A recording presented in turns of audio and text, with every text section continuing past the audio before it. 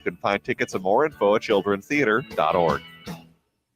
Portions of the following program may be pre-recorded.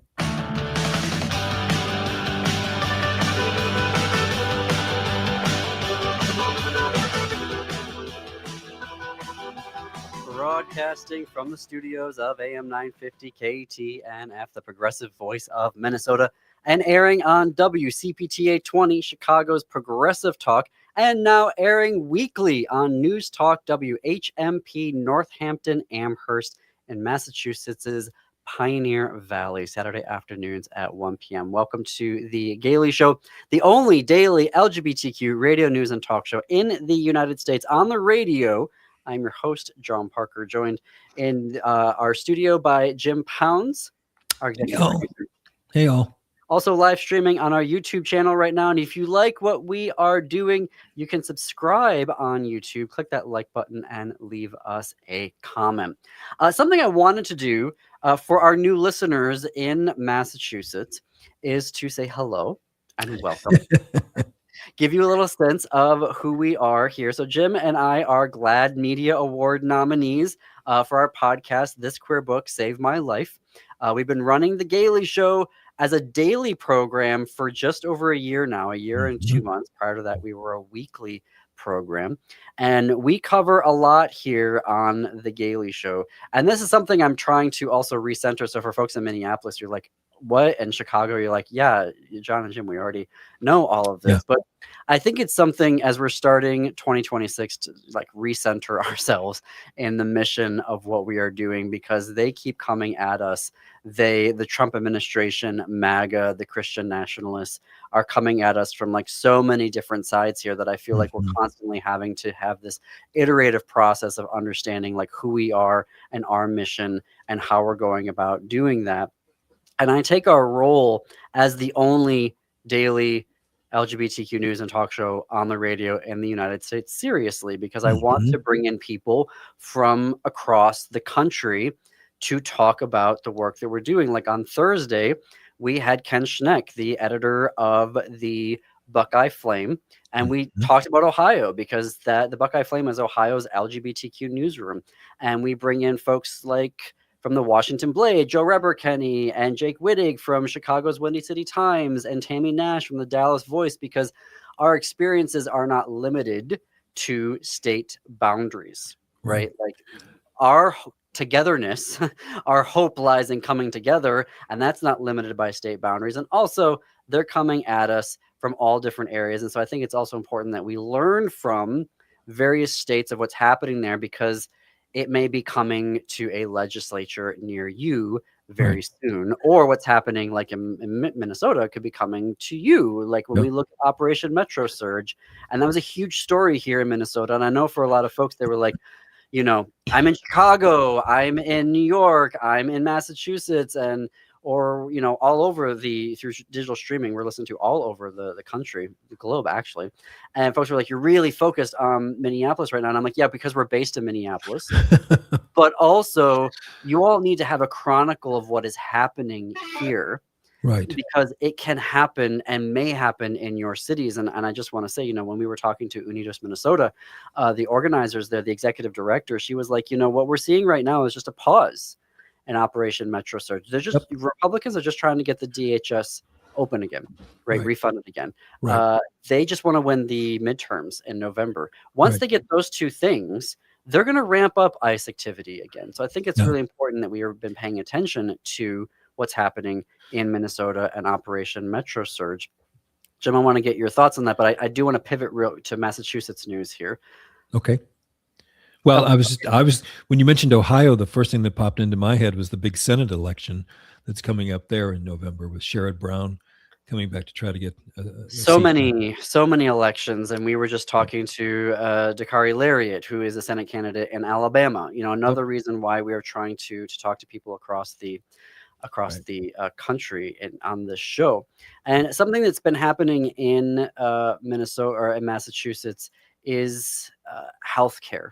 We talk about healthcare a lot on this program. And last October, we were really shocked. I think everybody was shocked when Fenway Health, which was founded as an LGBTQ health center, stopped offering puberty blockers and hormone treatment for trans youth under the age of 19. 19 was a really weird number because 18-year-olds are adults. Right. Right. So why were you lumping them in with, they're legal adults. They can make their own healthcare decisions. And so that was a weird number to do that. But like, I have to tell you, as someone who worked in queer health education and queer health advocacy, I went through the certificate programs, the online certificate programs that Fenway Institute was offering. Like I was very acutely attuned into what Fenway Health does, and they are a leader and have been a leader. So it was just gut-wrenching to see them just sort of, give in without fighting back to the Trump administration, who is threatening Medicaid and Medicare funding. Now, I want to sit there and say, for hospital leadership and for the boards and all these folks who are like, we cannot risk, we cannot shut down this entire thing for trans healthcare because trans youth are such a small number of patients in these places across the country. Trans kids are, such a small part. And they're like, why would we give up all of our Medicaid and Medicare funding for them? I think there's medical ethics issues there. But what Aaron in the Morning, amazing news outlet, has been finding is that the folks who do fight back are securing legal victories, right? And so, and you are violating state law when you say, well, we're going to keep offering these puberty blockers and hormone therapies to cisgender kids, but we're not going to offer it to transgender kids. I mean, that is literally violating human rights laws in Minnesota, in Massachusetts, in Illinois, right? Across all the states that are trans refuge states. Well, recently now it is extended out. Bay State Health just a couple weeks ago ended their hormone prescription program for trans youth under the age of 18. So this is now the second one. Now, interesting that Bay State Health, they picked 18, Fenway picked 19. Bay State Health is working with their current patients to move them to nonprofits who can offer these prescriptions to them. But it is, as the Boston Globe was pointing out, because as I was going through all of this information and trying to unpack like what was going on here, they were also having problems with their budgets, right? And so I can see them saying, well, we can't risk our Medicaid and Medicare funding. But again, Boston Globe quoting some federal health data statistics that only 3% of U.S. high school students identify as transgender or non-binary. Right. So we're talking about such a small group of people here. And I was giving a talk, a couple weeks ago. And someone in the audience was like, well, I'm just not comfortable with that. And what I wanted to say from the microphone was, I don't care. Because when something is found to be safe through decades of research, then as a patient, I want to have that conversation with my doctor. I don't care what unencumbered. You think. I don't care what you think as an individual. I don't care that you're like, oh, well, I just don't think that they should be doing that. Because the minute you say that you have the power to do that, then you can go after cancer treatments. Then you can go after, dementia-related medications. You can start taking that logic and expanding it out. Or a woman's control over her own body. I mean, it's the same. Abortion care, same logic. Reproductive care is intimately tied into LGBTQ healthcare. You cannot separate those two things out. If you think that you can be pro-choice and anti-transgender healthcare, you are incorrect, because the legal rationales for both of those are so entwined with each other. So that is an excellent point that you're making, Jim. But like the point is that if you have decades of research and medical consensus that this treatment works and that it's a process, like when a kid goes in with their parents and they say, we would like to pursue this. So parents' rights, parents should be able to provide the care that they need for the health care of their child. when they sit there and they do that, doctors don't immediately just prescribe puberty blockers or hormone therapy. There is a long process that happens before you even get to that point. And when you get to that point, it is a mutual decision. There are usually a therapist involved, there's the doctor involved, there's the parents involved, there's the child involved. It is closely monitored. If you have to stop it for whatever reason, there is no lasting, effects of it, right? Because your puberty blocker, you're blocking puberty. So this misunderstanding of how the science works is one thing, but there's just the ethics of it to say, if I know there is a treatment out there for me or for my kid, I want it. I do not want some person using their faith tradition to say, no, you can't have that, because that is what is grounded in their view of how God creates bodies. Right. Is what's determining the healthcare that we can have in between myself and my doctor in the exam room. Right. And so that is like the problem that I have here with these, hospital systems just going, oh, okay, well, we can't risk our Medicaid and Medicare funding, so we're just giving in right now. And I know there are a bunch of attorneys generals. We're going to see this case next week, actually.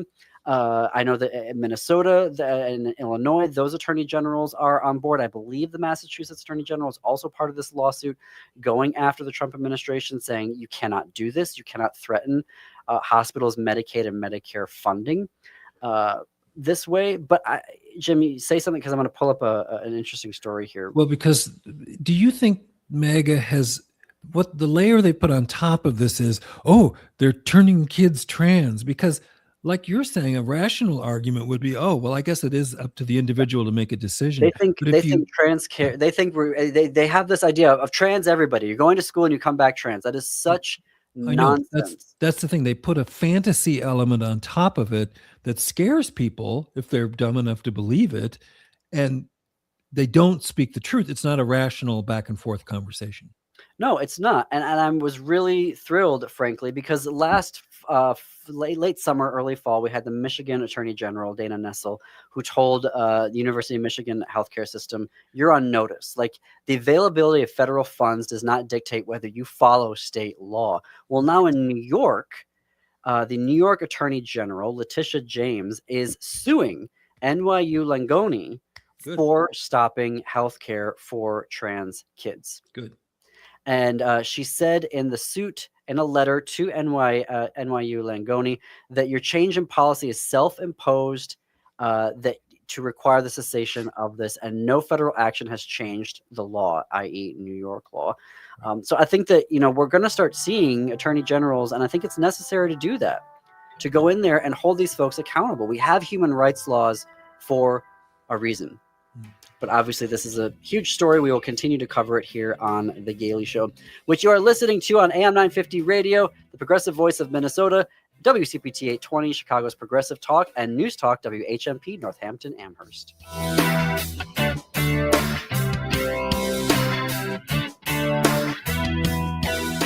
Families, get ready for Dinosaur World Live, a thrilling interactive show at Children's Theater Company, March 3rd through April 5th. This hit show is the perfect blend of science, storytelling, and spectacular live theater. These remarkably lifelike dinosaurs move, they roar, and yes, the mighty T-Rex towers before your eyes. This is edge-of-your-seat excitement, followed by the chance to meet a dinosaur up close.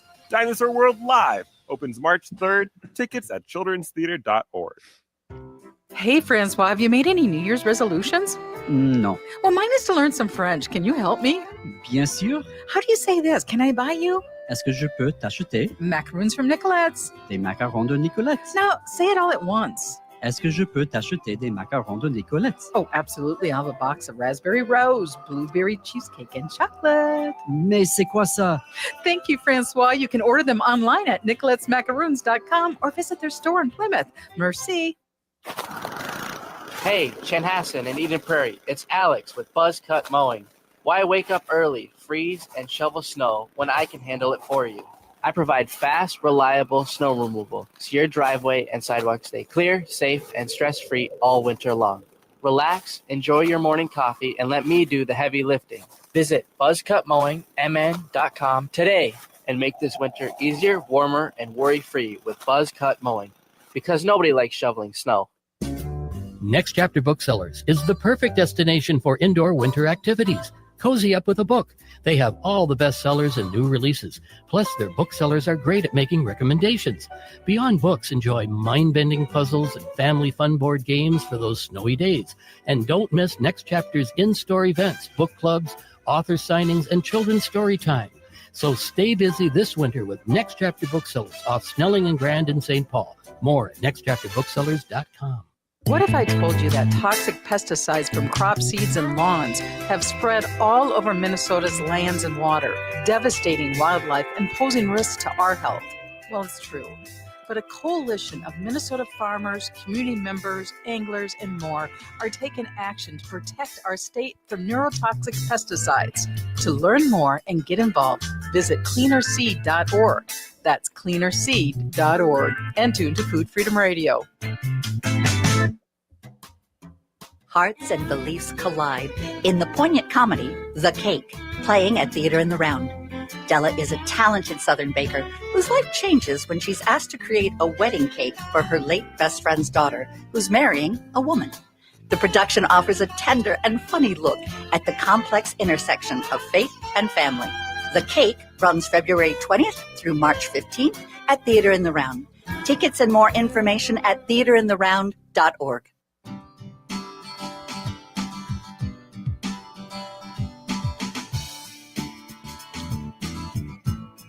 Welcome back to The Gailey Show. I'm John Parker. We're coming up on the bottom of the hour, and I was just told for our listeners in Minneapolis right now who are listening in the 2 p.m. hour, I was told in the commercial break, I have a pair of tickets to give away to right. Men on Boats at 10,000 Things. Your choice of what performance you'd like to go to this weekend. I love giving away things to our audience, and I've gotten to do this like every day this week. So I'm glad to do it again. So 952-946-6205, 946-6205, a pair of free tickets to see Men on Boats at 10,000 Things this weekend. Your choice of which performance you would like to go to on Friday, Saturday, or Sunday, depending on, ticket seat availability. So 946-6205. I don't want to get into the review again because Jim already gave it, but he gave it a stellar review. So it is coming not just with a pair of free tickets, it is coming with Jim's stamp of approval. Okay, one more time, 952-946-6205. Take advantage of that. Take advantage. All right, so last week, continuing on the healthcare theme, and the reason why I'm talking about trans healthcare a lot, we had an election, elections all across the country yesterday, a lot of primaries. One of the things is that we see trans people still being brought up here. We still see folks campaigning on anti-trans issues. And I just want to remind folks again of what happened last night, reminding folks of a trend happening in American politics right now, which is if you campaign against the trans community, against the LGBTQ community, you are going to lose. I'm looking at you, Governor Newsom. I'm looking at you, Democratic think tanks who think that, we got to go after the trans people. Yesterday, in North Carolina, former Representative Michael Ray, who voted with Republicans to override vetoes on transgender sports bans and youth gender affirming care, tried to make a comeback in a primary and lost. Lost 64 to 36% in the primary yesterday. Conservative Democrat Carla Cunningham, also in that state, who, as yesterday we learned and talked about with Daniel Nishanian from Bolts Magazine, she was the one that helped get North Carolina to get ICE and sheriff cooperation. She lost her primary to Reverend Rodney Sadler, 70 to 22. Yeah, there's something mean-spirited about it, kind of anti-human about saying you people, this little tiny percentage of people who have a right to live their lives. Sorry, I don't have a long segment here, Jim. I apologize. Okay. Where I'm going with that is that last week, Gender Justice on behalf of Dr. Louise Cassis, a North Dakota endocrinologist, child endocrinologist. They filed an appeal last week on a lawsuit against that state's healthcare ban. They filed it with the North Dakota Supreme Court. It's TD versus Wrigley. And right now, under that law, Dr. Cassis can get a fine of $3,000 and can be sentenced to up to 360 days in prison for providing care to his patients that every medical association, every major medical association, all of the health research has shown that transgender care for kids is safe and it is viable and it is necessary. He can be fined $3,000 and spend up to 360 days in jail for providing care to trans kids. Interestingly, there was a survey in 2024 that found that 91% of North Dakota adults, 91% agree that the government should not be interfering in the private lives of transgender and non-binary people. 71% said that trans and non-binary kids should be able to access the healthcare and counseling that they need. You said North Dakota? Was that North Dakota? Dakota. Wow. I mean, that's, North Dakota. Yeah, that's astonishing. Okay. Why I want to pay attention to this case is that they're filing it under the state constitution, North Dakota's constitution, which is very interesting because the U.S. Supreme Court, in Scrimeti last year with Tennessee, they upheld that ban. That was based off of the U.S. Constitution. This one is looking at the North Dakota state constitution. And you may go, oh, well, it's North Dakota and their state constitution. We ran into this situation a couple years ago with Montana, where they put in MAGA, a statewide ban, and their state Supreme Court was like, actually, you just violated the state constitution here. So this is a really interesting legal strategy. At the press conference last week, I asked them, Gender Justice, about, and the lawyering project, they're together, they're co-counsel on this. I said, well, the Supreme Court, they were using a free speech argument here to justify having bans.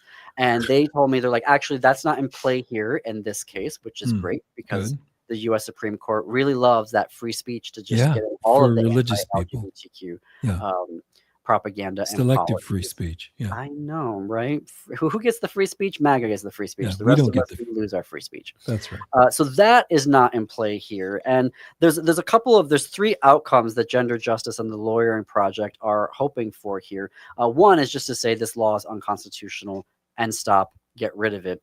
The other is to send it back to a lower court, which is to sort some things out here, to get a higher level of review of the law, because the lower court said, no, go ahead, keep it in place. But they didn't give it the level of review that the Lawyering Project and Gender Justice says is required under the North Dakota Constitution. And then obviously the other outcome is that the Supreme Court could say, yeah, go ahead, keep it in place. But they are pretty bullish on their prospects here because of not just the polling, but because of how the North Dakota Constitution is set up, that it does have a lot of emphasis on personal liberties, on family liberties here.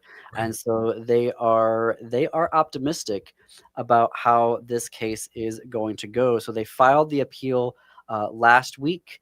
We'll keep an eye on that as we're going forward here. I think it's interesting, Jim, to your point, on that press conference, they again, the Tanya Pellegrini was talking about from the Lawyering Project, because they primarily work with reproductive rights and abortion care, and they were saying those two things are tied up inextricably because they use the same claims, and MAGA uses the same false claims, the same bad science, non-science, to advance their cause here. And they're using they're trying to use the same laws, as well, to justify that. So we're going to be following this case, TD versus Wrigley, as it's going forward. Gender Justice is a Minnesota-based organization, but they do some really great work that can then be used by other states going forward. So we will continue to monitor that situation. When we come back, we are going to have Joe Reberkenny, the White House correspondent for the Washington Blade. You are listening to The Gailey Show on AM 950 Radio, KTNF, the progressive voice of Minnesota, and WCPTA 20, Chicago's progressive talk.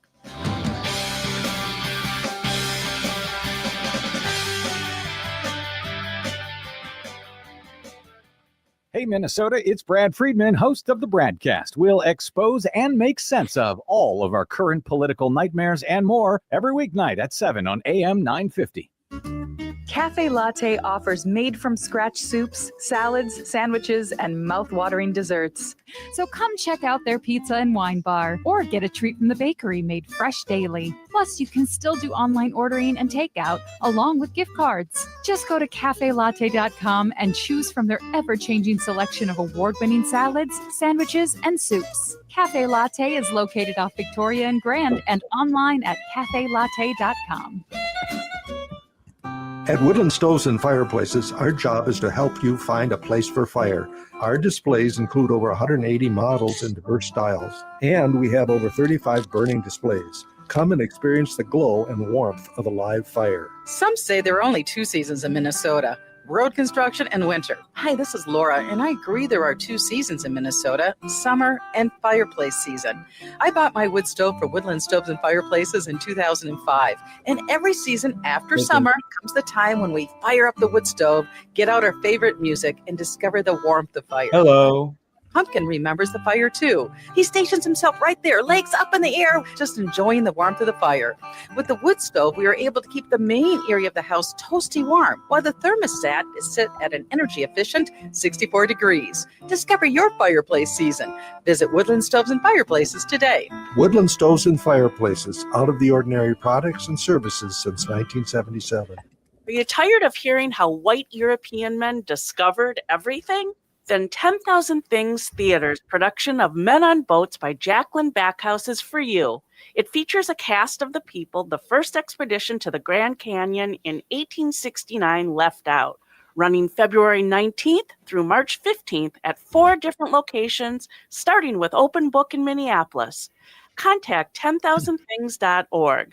That's 10,000things.org. Hi, this is Frank Brown with Minuteman Press Uptown. It's election season. If you're campaigning for a candidate, your outreach needs top quality union printed materials, from direct mail and yard signs to door hangers, buttons, t-shirts, and flyers. Minuteman Uptown is your union shop to get people to the polls. We print everything. We'll keep your candidate top of mind, target your message with a laser focus, and maximize your voter turnout efforts. Get started today at mpuptown.com. That's mpuptown.com. With your AM 950 weather, I'm Brett Johnson. Look for sunny skies today with a high near 54. Tonight, partly cloudy with a low around 36. And Thursday, partly sunny with a high near 53. It's time to discover macarons like you've never tasted before in Nicolette's Macarons in Plymouth. Pick up a box of elegant French macarons, conveniently located events, or even just yourself. Stop in or order online at nicolettesmacarons.com. You're listening to AM 950, the progressive voice of Minnesota.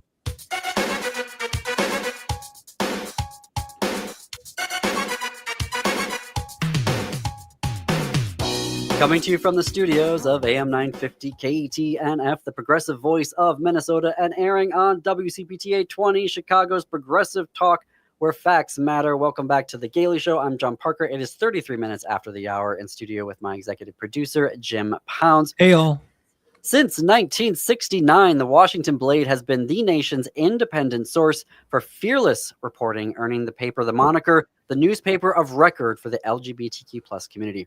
Read their award-winning journalism at more than 100 locations throughout the DC region and online at washingtonblade.com. Joe Reberkenny is the White House correspondent for the Washington Blade. He is a graduate of American University, where he studied broadcast journalism and political science with a focus on gender, race, and politics. He covers LGBTQ issues and political news with a particular passion for exploring queer history and the nation's capital. We are so lucky he joins us bi-weekly on Wednesdays. Joe, welcome back. Good to see you again.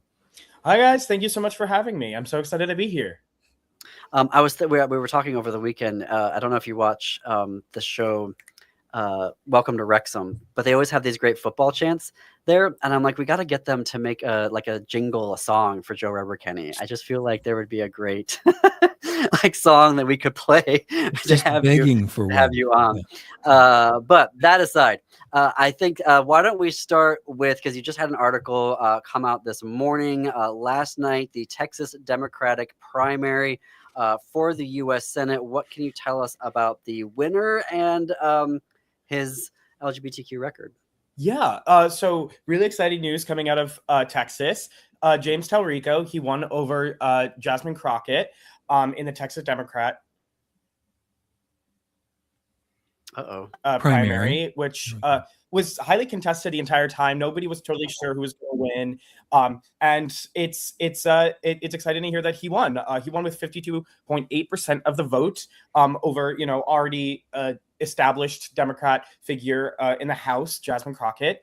This avoided a runoff, which ended up happening last night for the Republican side. So we don't know who he's going to end up going off against later in November. But it is it's welcome news. Not that Jasmine Crockett isn't a LGBTQ ally. She's been very outwardly spoken about being pro LGBTQ. But Talarico is studying to be a minister, and he has taken a very open arms, open heart approach to the LGBTQ community and to a lot of the things that a lot of people are finding difficulty with within the current Republican Party. So that's where we see a lot of the momentum coming from his campaign. And for people, he almost got double the amount of fundraising compared to Jasmine Crockett. And a lot of that messaging was, I am a Christian and I'm supporting the part of Christianity that is love and that is supporting your neighbor.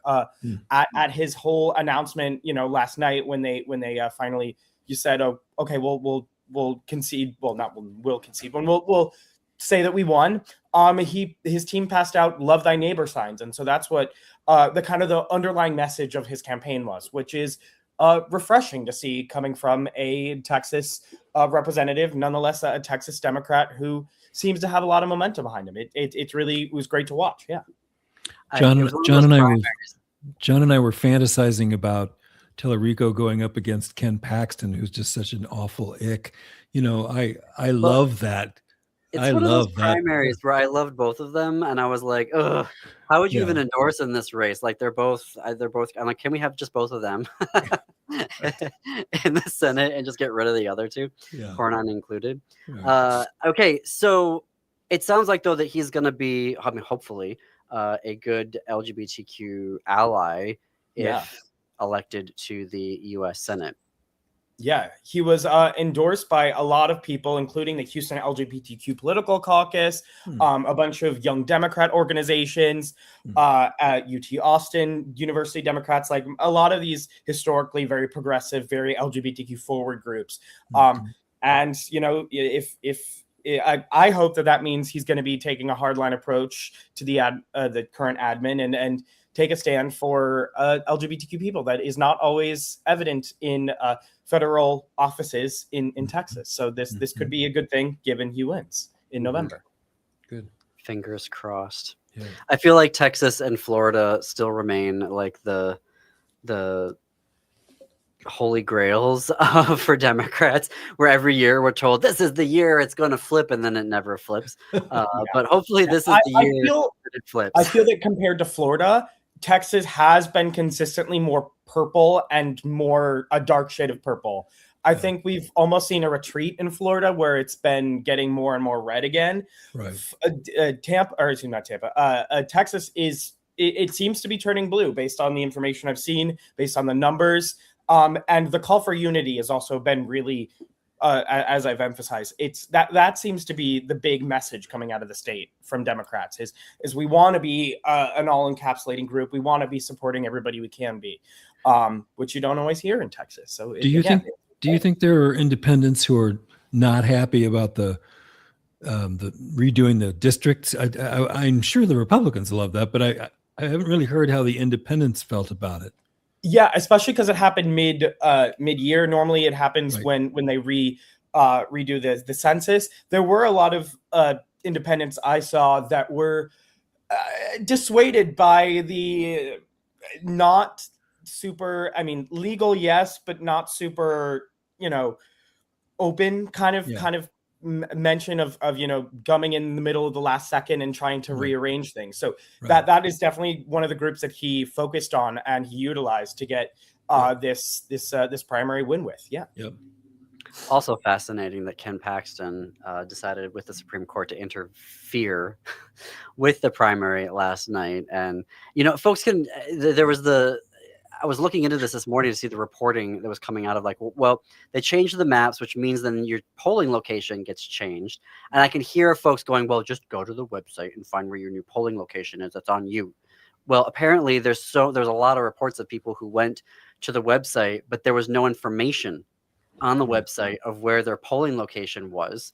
So they went to their old polling location where they were like, we think you're over here now, you're not here. And so they'd send them to the other location. They go to the other location and they're like, we don't have you on here. And so there was just this big weird, run around. And then, when Ken Paxton's like, well, we're just going to stop all that voting from happening. Well, usually I think you used to be able to vote anywhere in the county. And then he messed with that so that people thought, well, I can go wherever as long as I'm in the county. But that wasn't true. So there was and that's exactly Ken Paxton, dirty from the top to the bottom of his shoes. Absolutely. I can't wait to see this drag out fight. That was all actually what Crockett was not complaining necessarily about, but kept emphasizing yesterday was the fact that that some Republican Party voices are trying to change things last second and try to make it difficult specifically for Black and Latino voters in the state. But stay diligent and stay in line. And luckily that worked out for Talarico. But there were still some instances of people not being able to vote again because of this last minute Texas Supreme Court switcheroo. Overall, it did seem to be benefiting Talarico. He also, again, did raise a lot more money than Crockett, but we'll see in November if it actually works out. I hope so. So can we, first of all, for folks who are just tuning in, we're talking with White House correspondent for the Washington Blade, Joe Reberkenny. Joe, you had an article, it came out yesterday, I believe, about Peter Theil, the evil gay billionaire, in my editorial on that one. He is in the Epstein files how many times?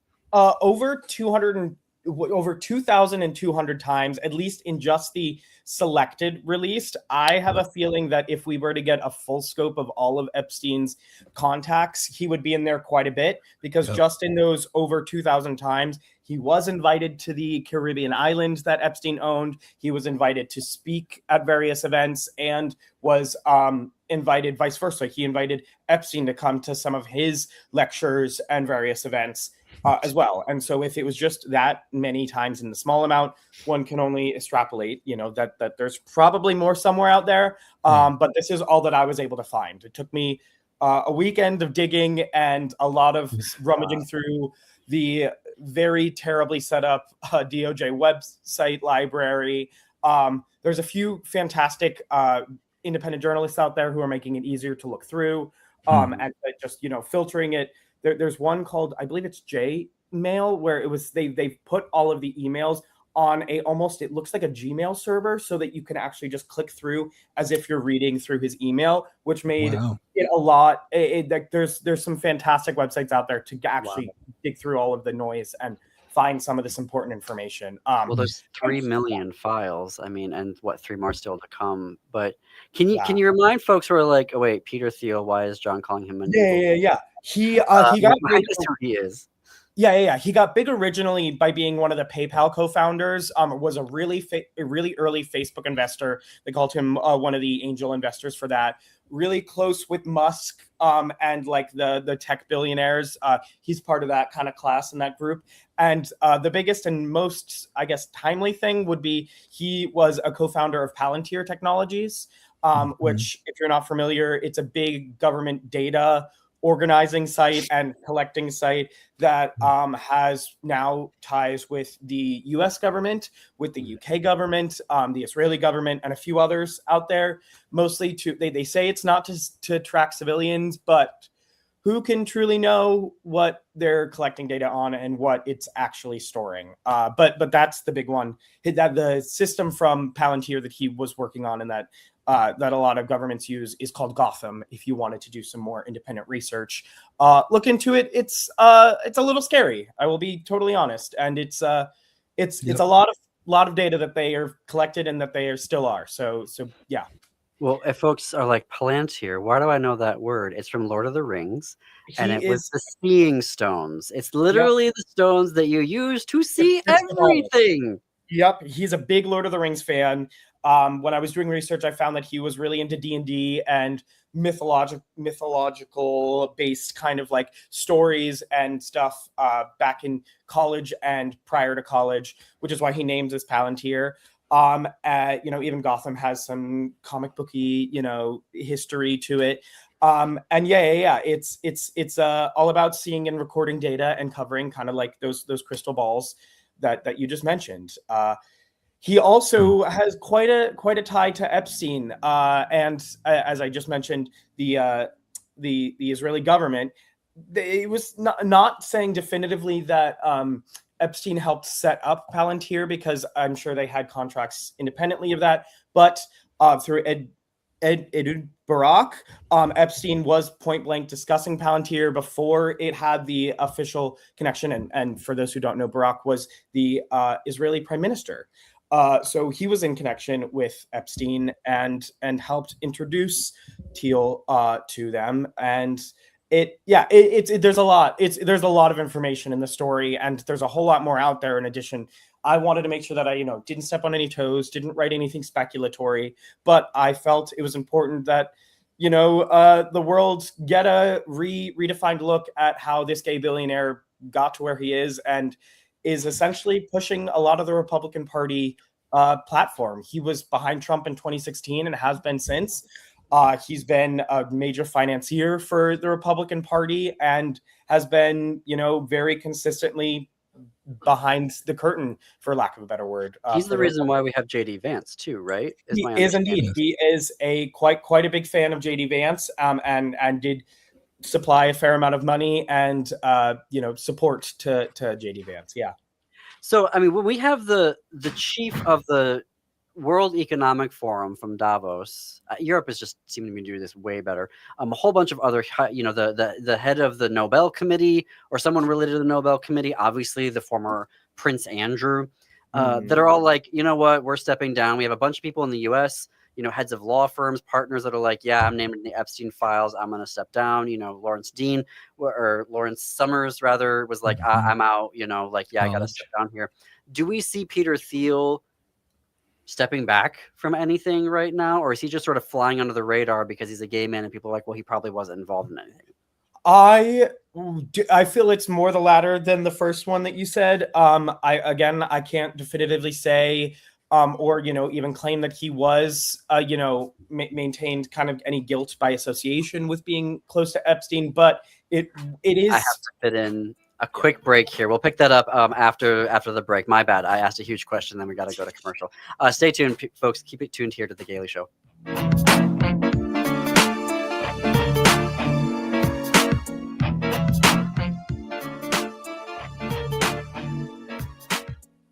Step into Forts, a fort-building wonderland at Children's Theater Company through April 5th. Theatrical elements, evolving light and soundscapes, and towers of cardboard boxes set the scene for creative play. Build the tallest fort, the longest fort, or tons of cozy little forts. Design a castle or a neighborhood. Your imagination leads the way as you play freely and create shared stories together in real life. Forts at CTC through April 5th. Spring break weekdays available. Tickets at childrenstheater.org. Hi, I'm Jay from Greenhouse Salon and Shop. If your current salon experience feels rushed or impersonal, come feel the difference at Greenhouse. Our artists create personalized styles in a warm, inclusive space, and our shop is full of unique gifts from local women makers. See some of what's in store and book your appointment online at greenhousebrynmar.com. Better yet, stop by 403 Cedar Lake Road South in the quaint Bryn Mawr neighborhood of Minneapolis. Greenhouse, where every client feels cared for. What if I told you that toxic pesticides from crop seeds and lawns have spread all over Minnesota's lands and water, devastating wildlife and posing risks to our health? Well, it's true. But a coalition of Minnesota farmers, community members, anglers, and more are taking action to protect our state from neurotoxic pesticides.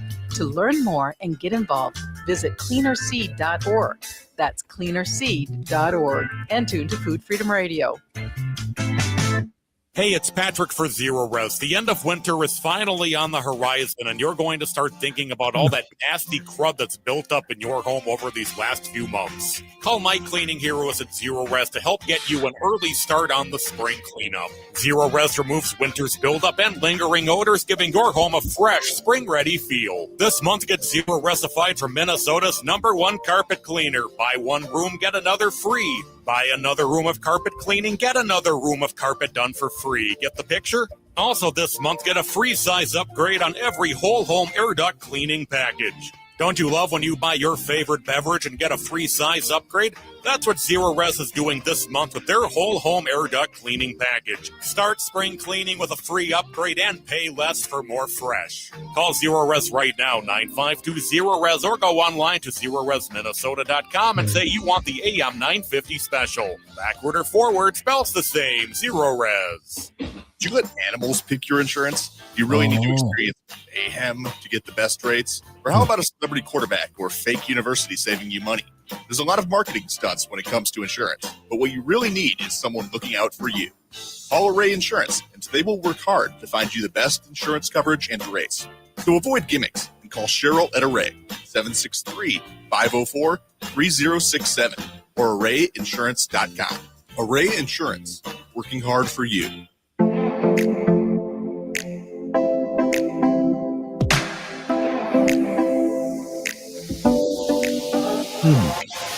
Welcome back to The Gailey Show. We're coming up on the top of the hour. I'm John Parker in studio with my executive producer, Jim Pounds. We're talking with White House correspondent for the Washington Blade, Joe Reberkenny, who joins us bi-weekly on Wednesdays to share his reporting from inside the White House, inside the Supreme Court, and on Capitol Hill.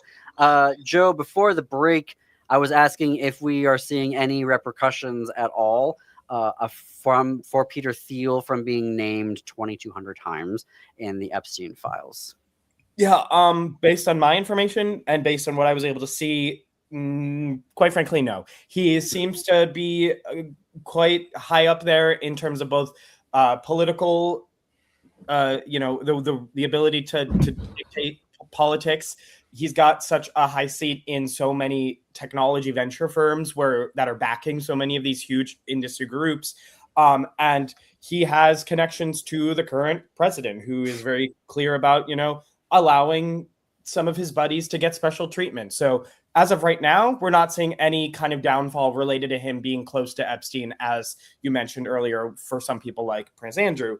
But that doesn't mean there isn't something coming. And again, I did want to reemphasize that this doesn't mean that there's any criminal conduct that Thiel did, but there's a very extensive documented proximity between him and Epstein, which for most people would be enough to say, all right, I'm out. But for him, and he's a big religious. I mean, he talks about that constantly, and he's with his kids and whatever, how he limits their screen time. And so religion is his center point, and yet he's spending all this time with this pedophile. It proves what a hypocrite, of course, he is. It definitely emphasizes the elite networks that stay in the room after scandal, and kind of how these internets intersect, especially now with tech and finance and academia and politics, and how it's all it's convoluted, and every day it seems to get more and more messy. And the big question I had from taking away from all this research was, why did business continue after this sex offense conviction happened? And consistently after. One of the earliest emails I was able to find was a calendar invite between the two from 2010, which is 2 years after his conviction, right around the time he would have been after that was the initial South Beach or the Miami police charged Epstein with the 13 months in prison, which is I was looking at just the standard rate of people who were charged with the same thing that Epstein was. He got off essentially scot-free. He was on, a sex offender registry, but 13 months compared to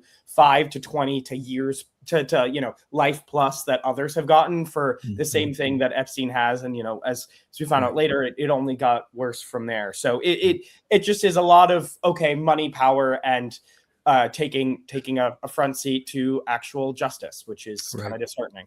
Yeah. The thing I'll be curious about, MAGA knows who Thiel is. MAGA knows that it's because of Thiel that they've got JD Vance right now.